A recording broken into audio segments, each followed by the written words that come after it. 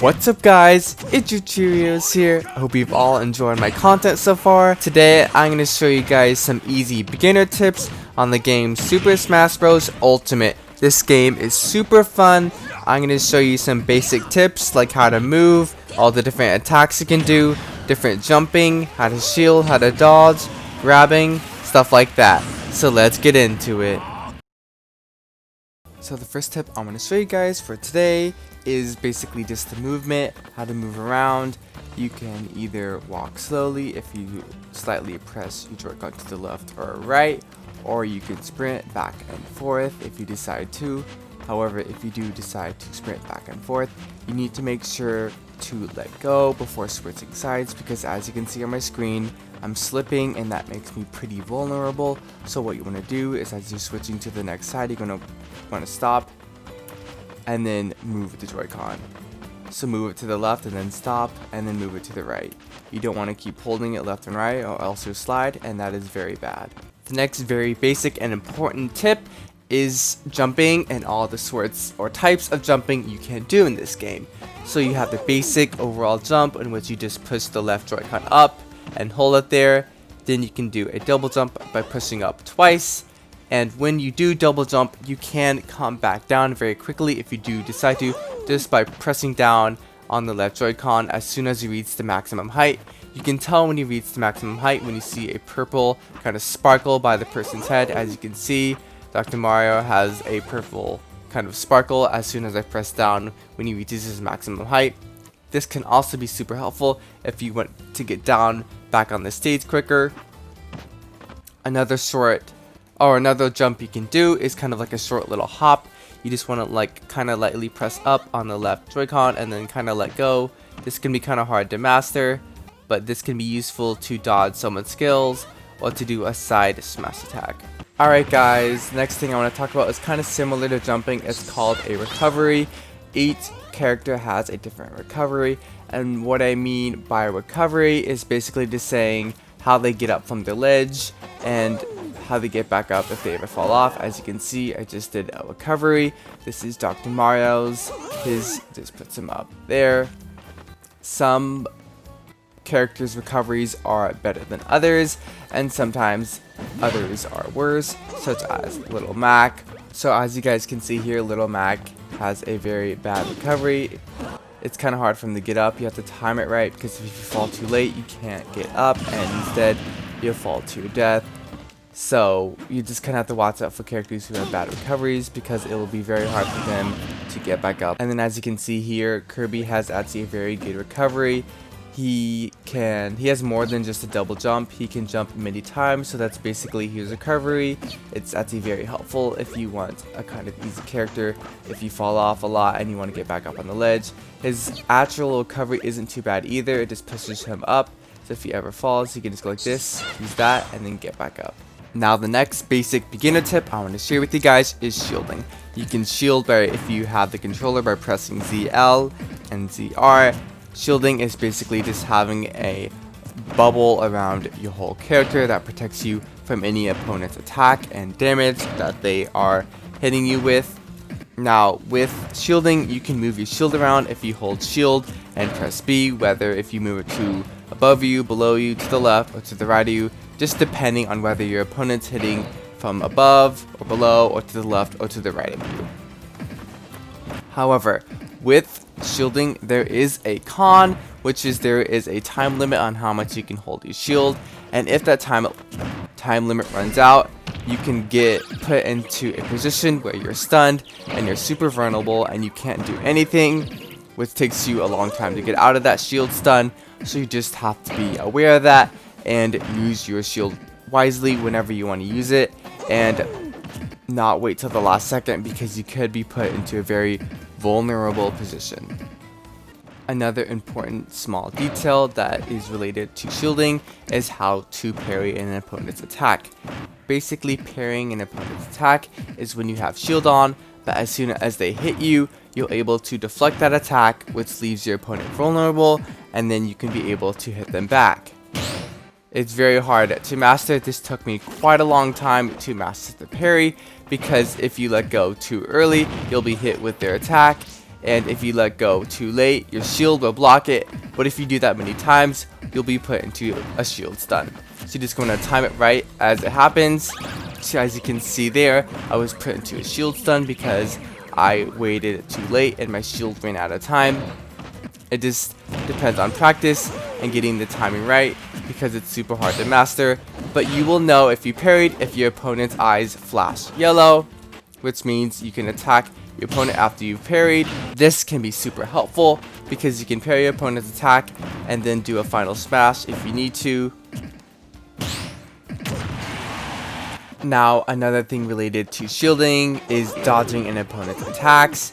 There are 3 types of dodges. There is a spot dodge, a roll dodge, and then there's an air dodge. A spot dodge is basically just holding the shield button and then holding down to spot their opponent's attack, which basically means you can block their attack. Alright guys, the next type of 2 dodges I'm going to talk about is a rolling dodge and an air dodge. So basically with a rolling dodge, you just hold shield and then you move left or right depending on where you want to move. It just basically rolls you. However, if you keep doing the rolling dodge, you become very vulnerable and you'll lose the amount of dodge frame you can do, so you just want to be careful about that. The next type of dodge I'm going to talk about is the air dodge. The air dodge can be super useful because if you're coming down, you can dodge them in the air and you can fall down. However, this can also lead you to a very vulnerable state because you have to use this wisely or else they can attack you if you miss your air dodge. Now, there are 2 types of air dodge. The one I just showed you, which basically you just air dodge in the air as you're falling down, and then there is the direct air dodge. Basically, the direct air dodge is just air dodging to the left or to the right, depending on where you want to move your character or where you're moving your Joy-Con, whether to the left or to the right. These kind of direct air dodges can be useful because if you're falling off, you can air dodge to the left or to the right back onto the ledge of the stage. The next sort of basic beginner tip I want to talk about is grabbing an opponent and using this as to your advantage. You can grab an opponent if they come next to you by pressing either shield and then attacking them, or just by pressing left or right bumper on a controller. Some characters have long grabs while others have short grabs. It kind of just depends on the character, but you can throw them to the left or you can throw them to the right. You can also throw them to the ground if you decide to do that, or up in the air. You can just grab them and also hit them a couple times and then throw them. This can be super useful if they shield a lot because a grab beats a shield and a shield beats an attack and then an attack stops a grab. So just kind of think of that order, or kind of like rock, paper, scissors. One defeats the other, but they each have a vulnerability. Next, I want to talk about all the different types of attacks you can do. There's just the regular kind of jab and smack attack, which is basically just pressing A or the attack button and not moving any of your button. You just kind of jab. So besides this simple and basic jab attack, you can also do a smash attack. To do a smash attack, it's basically just holding the attack button and then moving your left Joy-Con stick, whether it's to the side or up or down or to the other side. That's basically your smash attack. You can hold these for a longer amount of period to charge them up to the max, and then you can let go and really get your opponent out of the stage and knock them down. Now, you can also do your smash attack if you move your right Joy-Con stick down to the sides or up. Smash attacks can be super helpful, but they can also leave you very vulnerable because if you hold it and you don't see them coming from the other direction, they can hit you from the other side and you can be taken out. Now, besides the simple attack and the smash attacks, each character has 4 special moves they can do. All you're going to want to do is press B. For Mario, he has pills. There is a special move side, special move down, a special up move, which is basically your recovery. So basically just press B and move your left Joy-Con stick up with pressing B to do an up special, a down special, and a side special. Now, the next thing I want to talk about are percentages and rage mode. So with percentages, They go up as you hit your opponent more and more, and your percentage will turn sort of a red color. And as you get more and you reach about 120%, you will reach a mark where you can, I guess you will sort of turn into rage mode. As you can see at the bottom of my screen, Mewtwo, the CPO, he has a very high percentage, and his profile picture is basically turning into, or basically having black smoke come out of it, which basically means he's in rage mode. And when you're in rage mode, it basically just means that the opponent or whoever you will have a greater sort of attack on the other person just because you're in rage mode. However, if you're in rage mode, you can die very easily because your percentage is super high, so it's very easy to get that final smash in. Alright, another tip is kind of the ledge and what options you can do as you're holding onto the ledge.